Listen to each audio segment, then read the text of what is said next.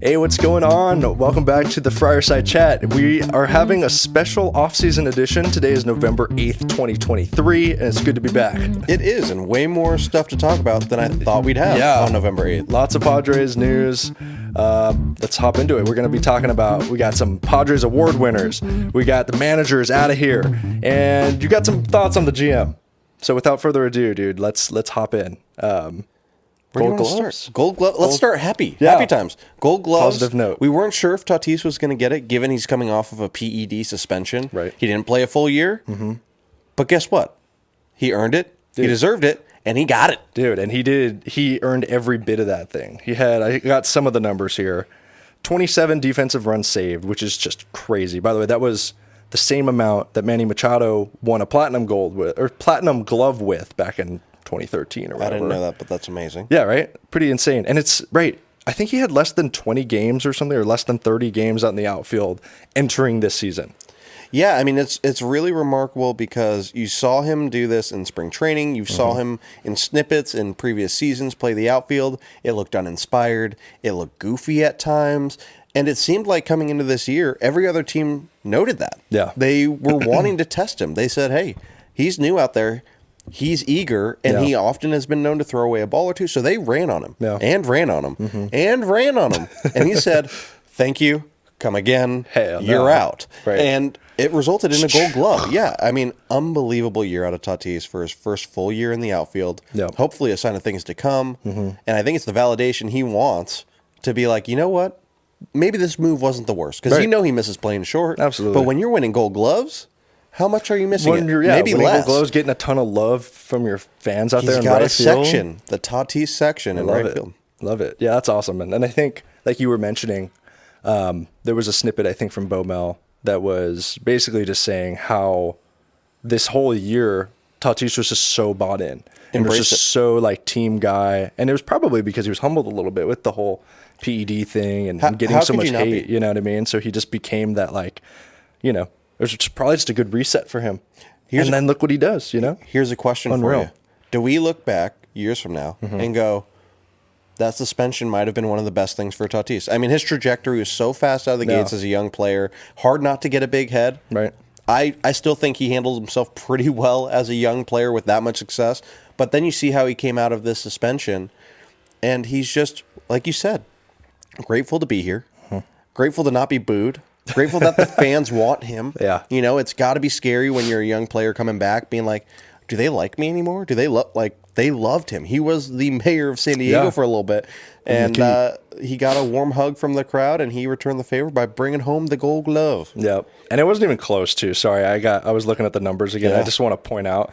So the guys he was up against, no slouches either. Mookie Betts. And Who's that? I know. And then Lane Thomas of the Nationals, who honestly isn't even like that good with the glove. He's just got a cannon. Yeah. But so Mookie Betts, 3 defensive runs saved. Lane Thomas, 1. And to be like, I mean, and those aren't, you know, it isn't the end all be all stat, but a lot of people agree that that's kind of the one that's like, it takes into account kind of everything you do from a defensive standpoint and how much you contribute to your team's success on defense. 100%. So just for reference sake, he's at 27. The next guys were 3 and 1. That's pretty good. Let's give some love to H.S. Kim. That's right. Another fan favorite, getting some hardware. The utility Gold Glove Award for Ha-Seong Kim. Love it. And he's a true utility. Yep. Played second, short, third. All very well. Yeah, like superior defense at all 3 positions. Not to mention, too, I think I was reading, too, he was the first Korean-born position player, right, to win a Gold Glove. And first Asian-born infielder to win a Gold Glove, which kind of surprised me because I feel like there's been a lot of good guys, but that's what this article I was reading play outfield. Yeah, like Ichiro is like a 10-time Gold Glove winner, but outfield. Hideki. Matsui. Yeah. Yeah. I feel like there had to have been some guys, right? But maybe not as many infielders. Can you name any infielders?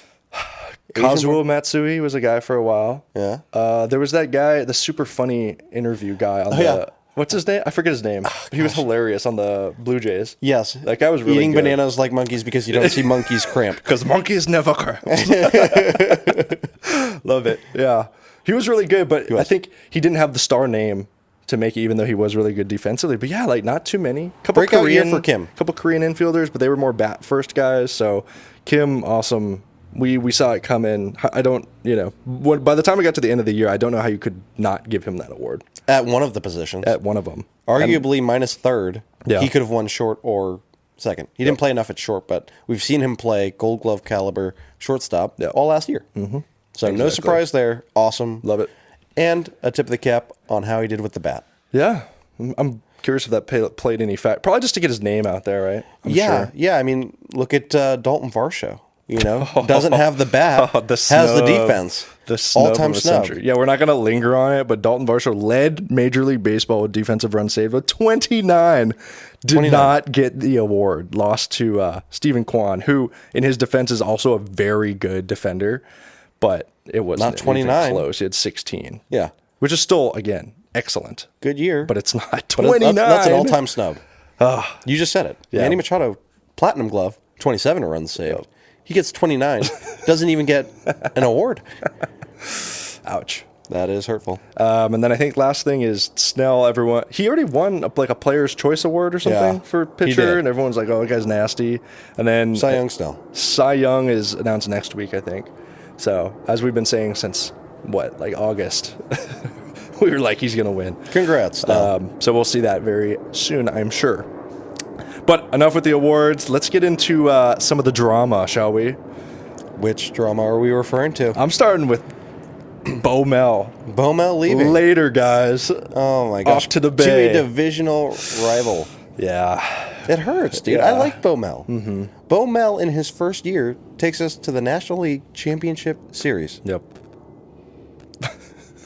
Let that sit. Yeah. Then we missed the playoffs, but he produces a run of winning 14 out of 16 to end the season, meaning he didn't lose the clubhouse. They didn't give up. They didn't fold up shop and say, we're done. Yeah. They fought to the end, which in large part falls on the manager to keep spirits high enough to play meaningful baseball until you're out. And they did that. Yeah. I would argue he did a lot of his job really well. I think so, too. You look at the numbers of the year.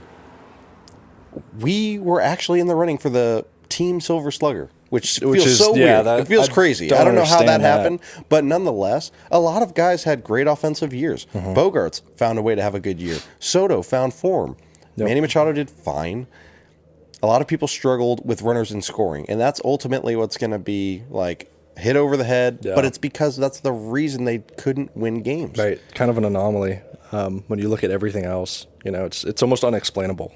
Just super weird. It is. And to that point of it being unexplainable and just such a fluke of a season, do you fire a great manager for a fluke of a season? Fire him. They fired him. It was him or Preller leaving. Then they said, we'll keep both of them. They're both going to be there. Yeah. And Preller really believed it. Well, the story goes that BoMel was like, the San Francisco job was the only one he would have taken. I don't believe that. I think it just helped. The fact that it's 100%. His hometown, you know what I mean? Like, it helped, and it helps his story, because then people will be like, oh, it's his hometown, it's his dream, blah, blah, blah. It's like, isn't your dream to win a World Series? It's like, do you think you're going to have a better shot with the San Diego roster? He wanted to get out. Something else. He wanted to get out. The timing was great, and good luck to BoMel with the Giants. But don't let the Giants be better than the Padres. It'd be a lot better if he went somewhere out of our division. I would really root for him a lot more. Yeah. But BoMel was a great manager, and we let him go because there were butting heads with him and Preller.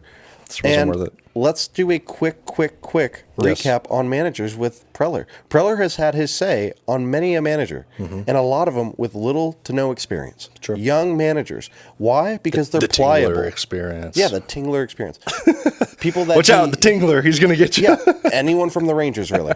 But long story long, he tries to play the grand puppet and have his hands in everything. Yeah. And it didn't work. The only reason we got BoMel was because of the 2021 implosion, where they said, we can't keep having these young managers with these studded teams. Yep. So public and team forced his hand to go in a direction he didn't want to go, which was with an experienced manager who might push back against him. Right. Lo and behold, we get BoMel. Awesome. And the two best Padres seasons under Preller's tenure, right? Yes. Yeah. And then it's not working. Yep. Flukish season. Yeah. He takes that opportunity so quickly to be like, yeah, why don't you go check out the Giants? And now what are we doing again? He's already said in statements, I want someone who's going to utilize our resources, meaning him, his opinion, his team's opinion, Yeah. whereas BoMel was not. Right. So get ready for another puppet for Preller, but if it doesn't work, chances are Preller's gone. Yeah. Let's I've been reading a couple articles here on potential substitutes, or not Yeah. substitutes. Freaking new managers. They're going to come in and put on a movie Yeah, till I know. the So- permanent teacher comes in? Kind of. So all indications is that there's two internal hires, right, that are the leaders at the moment. Yep. Mike Schilt, who managed the Cardinals for 4 years, including in 2019, he won like Manager of the Year Yep. award for the National League. And he's been a special advisor for the Padres and working a lot with the player development over the last 2 years. He's kind of the leading, what everybody at the moment thinks is probably the leading candidate. Yep. Then we also have Ryan Flaherty, who has been a Padres, coach to some capacity, in charge of offense or something, over the last 3 years, but has never managed in professional baseball. Yep. But kind of fits a little bit better to the mold that you were talking about with Preller, and allegedly him and Preller are kind of boys. They are boys. So we'll see. That's Preller's favorite. I'm sure pick. that's who he's going for. We'll see if other management And then the weighs in. third option, Internal. not internal. Oh, okay. I just had a couple names written out here that have been coming up in the reports.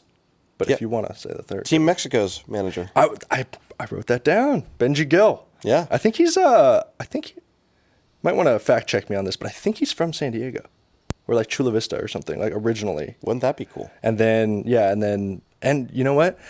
I had no idea he was interviewing for it. Read the article yesterday. Read a little bit more, and then thought again. I was like, you know what? Team Mexico was probably like one of the most fun teams to watch in the World Baseball Classic. He's praised for his relationships Yeah. with his players, which you look at things that managers are often praised for. Sometimes it's their ability to manipulate and handle a bullpen. Sometimes it's their communication. BoMel was highly praised for his communication. Sometimes it's player development. Yeah. Sometimes it's player relations. If there's something that this team could probably use, it's player relations Yeah. with managers, but at the same time, results are a big part of it too, obviously. But it would be interesting, Spanish speaking. I mean, so much of our team is Spanish speaking. That's interesting, the bilingual aspect to it, because Ruben Niebla, I was just about to say, right? Niebla has Bilingual, found so much and look at success. what his pitching staff did last year. Like one of the best in the game. Yeah, I mean, it's not to be slept on. Something to Being be able said. to effectively communicate with someone is so big in the art of coaching. Yeah. And when you can speak to them in their most comfortable language, Right.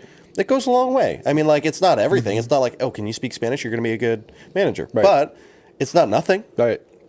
It doesn't hurt. It doesn't. And hurt. right, and as we know too, right, like things can get lost in translation so much. Yeah. So the fact that you can just be direct and to it, I think it's great. So that one was don't really dislike that interesting. one. I liked that one too. And apparently the management was very impressed by his interview, is what I was reading. So I kind of like it. The Kinda like three it. options are all interesting in regards to, like, I would love to see Benji get a shot. I'd be actually kind of excited to see I think- what that looks like. Yeah, that's kind of interesting. Honestly, Schilt too. Like, Yeah. I wouldn't be mad about that. I don't know if I'm on board with the Flaherty one. I'm not on board with the Flaherty one, but at the same time, if that happens and the year goes bad, it's like, well, you're both going to be gone. And is that the True. worst thing? I don't know. Reset of management. I don't know. Oh, another one that's been coming up quite a bit, David Ross has been thrown out there multiple times, which I don't know. It just The ultimate indifferent one. I it's don't really so know. just kind of like middle of the road. I don't think he's going to get I it. don't know. I don't think so either. But it's Now just that we it both had popped disagree, up a it will bunch. happen. I know it's probably going to come out like hours after posting this. Yep, It's going to be 100%. like Padres signed David Ross. I'll be like, really? But anyways, so lots of interesting Managerial stuff watch, going on. we'll stay on it. We'll keep Yeah. you up to date on it. But let's. I know you want to talk a little bit more about why BoMel left and your favorite GM in the league. Well, I can go pretty deep, but like I've already touched on it. BoMel and him clashed because BoMel wasn't going to be his puppet. Like it wasn't going to happen. And Preller said when he came in, like, given his tenure, given what he's accomplished, he took more of a backseat role, which he didn't want to do. Preller has already said that 2020 he viewed was the pinnacle of Padre baseball being successful, and it was because he had his hands and his communication be brought down to the player level. It's my problem with Preller. He's an egomaniac, man. Yeah. Like, I haven't been on the I don't like Preller train very long. It's really been a slow burn over time because as a fan, how much did we love when he came in and gave us big names that we'd actually heard of I know. coming to San Diego? It was fantastic. Exciting. Hosmer signing, it was like, wait, we signed a big free agent? Because at the time, he was a big free agent. Right. That was exciting. Then he brings in Upton, Kemp, Kimbrell, Myers, all these guys in one season, and you're going, holy shit. Things are going to be different. Are we relevant? I know. And, that didn't work. And you're kind of like disappointed, but at the same time, it was still just fun to be relevant as a Padre fan. Yeah. And then you're like, okay, Preller's cool. And every offseason and every big trade deadline, we're in the talk. So, like, as a Padre fan, again, we're feeling like we're relevant. And everyone wants to be relevant. We want to be in the running. But then you take a step back and see what's really going on. What have we given up to be relevant? Oh, man. And then, I know. We can cover that. I know you pulled some names, and I was like, what? Do you want me to cover it later, or do you want me to dive into it? I mean, let's do it. Let's do it. You peel back the curtain on these deals, and normally, if you're making these big splash deals and you win a World Series, you don't care about what you gave up. Right. The goal was accomplished. Yep, but we given got the there. fact that we've had so much failure with these big deals, let's take a look at some of the names we've given up over time. Uh-oh. A lot of these are well known. Some of them aren't. Trey Turner was in the Will Myers turn, Yep. or Will Myers trade. Yep. And he was called up a year later. 1 year. I mean, that was a 1 year turnaround for Trey Turner to start becoming relevant. Yep. Our drought at shortstop lasted from 2014 all the way to 2019 before Tatis got there. Yep. You can argue Galvis was decent, but like nothing to Okay. write home But about. Right, rental piece, 1 year deal, whatever. You know who our 2015 shortstop was? 2015. Alexi Amaristo. Oh, the little guy. The ninja. Yeah. Shouldn't have been a starter on any team. He's a great player for like Utility a spot guy, start, yeah. but not a starting shortstop. He was ours. Right. Progressing. Max Fried to Atlanta for a 1 year rental of Justin Yeah, Upton. that one hurts. We couldn't sign him, and that was an implosion year. Terrible. That hurts. Then you've got Zach Eflin and Yasmani Grandal. Grandal isn't as good now, but he had a couple years where he was a solid When he was on the catcher. Dodgers, he was good. Yeah, switch hitting power Yeah. catcher. His We PED struggled. phase, he excelled. We struggled at the catcher position forever and still kind of do. Zach Eflin went on to be a great pitcher for the Rays. Josh Naylor and Luis Castillo get dished out. Josh Naylor is now having a great career with Cleveland. Yeah. Luis Clutch Castillo is an ace for Seattle. Yeah. And pitched very well for the Reds, too. That during one that time. surprised me. I had no idea that we had him. You know who we gave Crazy. up Castillo for? It was a 1-for-1. Colin Ray. Oof. The heck? That's tough. Then everyone knows this one. Emmanuel Clase Yeah. for who other than Brett Nicholas. Of course, a household name. Played for 2 years in that major league level with a negative WAR. I'd never heard of him before. Exactly. And then we gave up Marcano and Jack Sawinski, who were playing for Pittsburgh. We actually got Marcano Marcano's back, yeah. That which was is cool. fun. That was Fun to cool. get him back. I like but that. I like that Sawinski's move. a power hitting outfielder, Yeah, Sawinski's good. kicking butt, and Yeah. that was for the Adam Frazier rental. That was really bad that was too. really bad. So Yeah. you hear all that, and you're like, golly, that's a lot Munoz, of bad. too. Andres Munoz. Munoz and Yeah. company. That Seattle trade was terrible. Yeah. And a lot of the trades that we've made recently in the last 2 years have even bigger name prospects that we just don't know. I didn't include them because we don't know what we've lost yet. You're right. But we've given up hulls of prospects. Yep. It's going to get worse. They're going to start playing, and we're still not going to have a World Series. And they're And all going to be these better. young stars are going to keep Young rising. stars are going to come Yeah. up. Now, there is some good in there. Yeah. Tatis for Shields.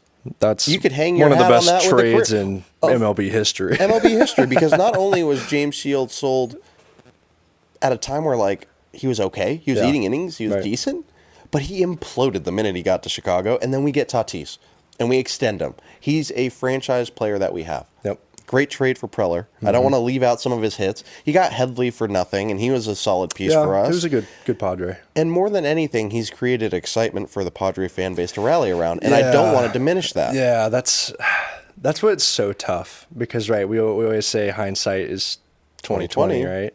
But like you were saying earlier, being a Padre fan for so long, we were so sick and tired of them not doing anything. Yeah. And so Three at hitters least like Will Venable. Yeah. So at least Preller is doing something, but now it's just like, okay, after a decade of like doing something and it's not working, No results. it's reached the point where it's like, all right, dude, win or get out kind of. Well, right? here's also the other tipping point, right? You get your opportunities to try and do it. You're going through managerial change after managerial change. It's not working. Yep. And a lot of it comes down to the roster construction. So he's getting all these big names. We look at Bogarts. You just paid tons of money for a shortstop who's probably not going to play shortstop, getting a premium dollar amount on that. And beyond Well, it, and what is the impact of that signing in like 5 years? Because Bogarts, no doubt, is, he's an good. elite hitter.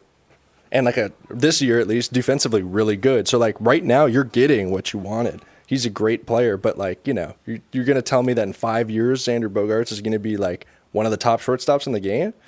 or a shortstop at all. Right. You might just be a DH or like first base or something. Who knows? Yeah. And not to take anything away from, I love the guy. I like Bogarts. I don't like his contract. The contract. It's exactly. okay That's to dislike the that's what we're contract. saying. We don't like and the that's contract. what Preller handles. Yeah. It's a really big issue that we're having because, and this goes to my final point, of him being an egomaniac.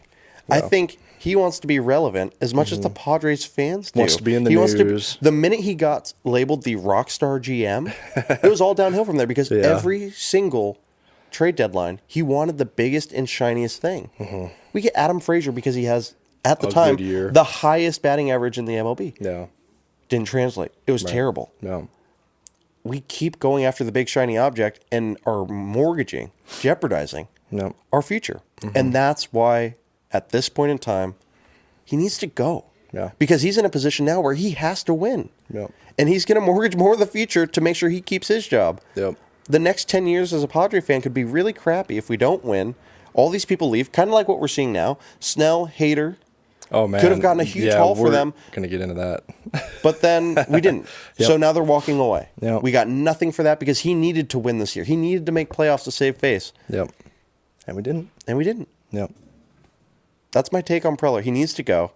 He's an egomaniac. So basically, you're saying Preller's got to win this year or freaking get rid of him. He doesn't need to win it all, but he needs a real playoff run. We need to win more than 90 games.